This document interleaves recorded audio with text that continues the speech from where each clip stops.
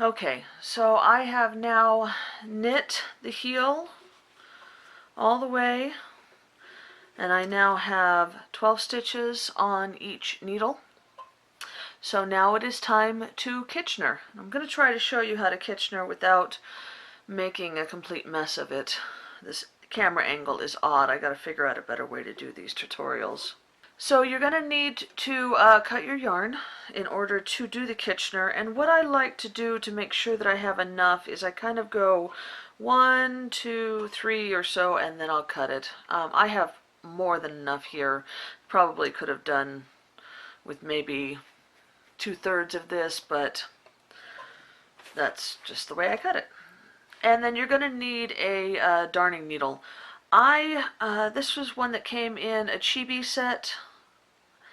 I think it came in the green chibi, but I can't confirm that for sure. But you'll notice it's got a decent eye, and then it's got a bent tip there, which I like a lot for doing this kind of work. I also use this kind of needle most often when I am seaming up any of my knitting. So you thread the yarn,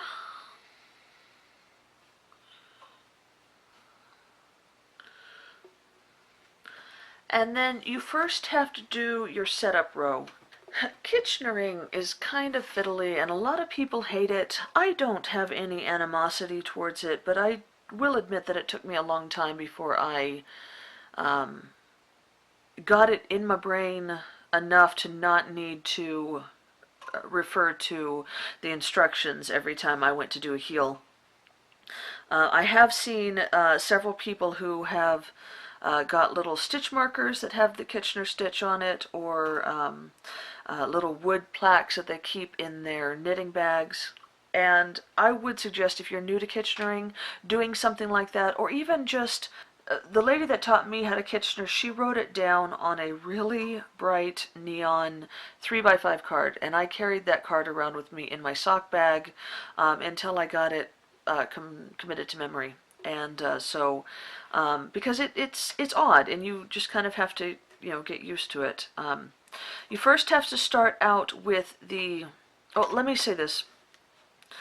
Kitchnering, what Kitchnering does is it basically knits these two rows together seamlessly. So it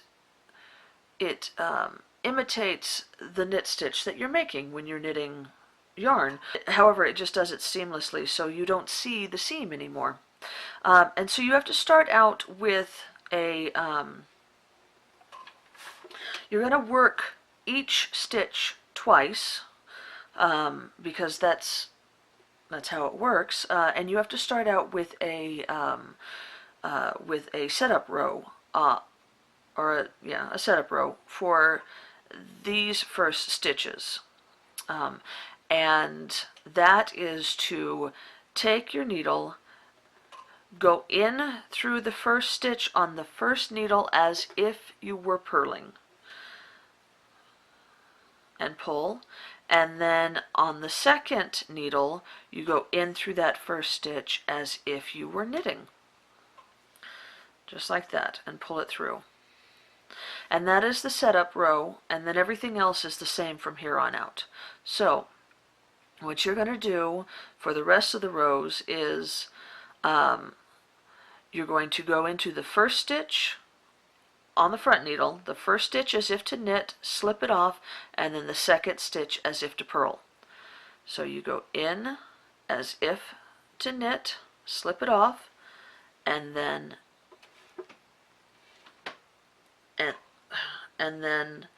in through the second stitch as if to purl, and leave that second stitch on the needle and pull.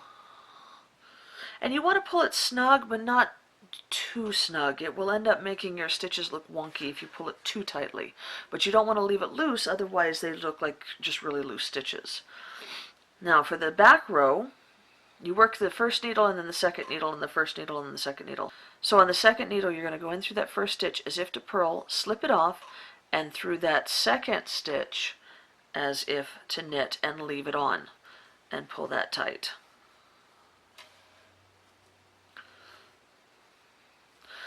Let me see if I can do this closer so you can see better. So again, we're on to the first needle. Go into that first stitch as if to knit, slip it off, second stitch as if to purl, leave it on, and pull. Now for the back needle, first stitch as if to purl and slip it off, second stitch as if to knit and leave it on.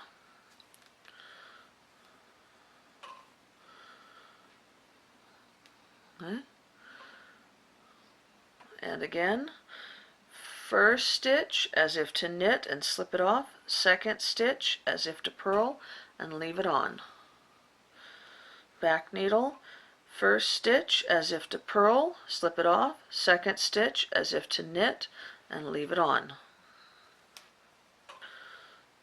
And you can see there that it is knitting those stitches together seamlessly. So you continue working all the stitches in the same manner.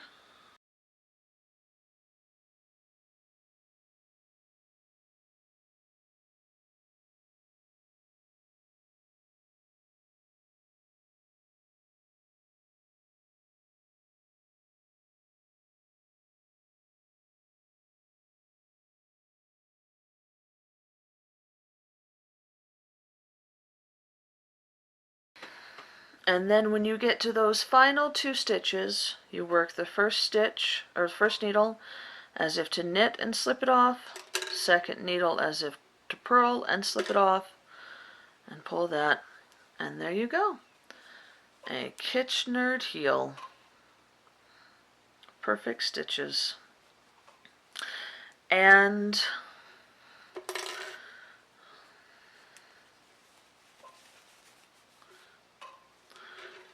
as you can see, your heel is done. There's the heel on your sock. All nice and pretty. Just like that. You're done. You have to weave in the ends, of course, but yeah, it's complete. I hope that helped, guys.